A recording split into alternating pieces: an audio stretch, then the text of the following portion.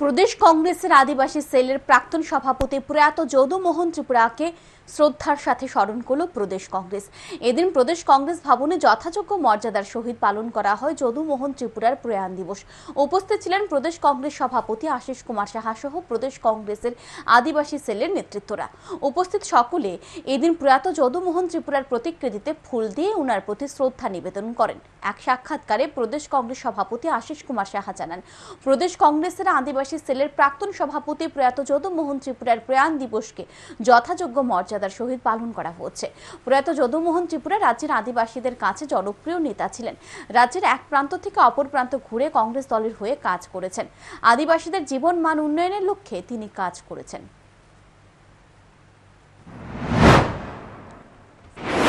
যদুমোহন ত্রিপুরা এই রাজ্যের আদিবাসীদের অবিসংবাদিত নেতা।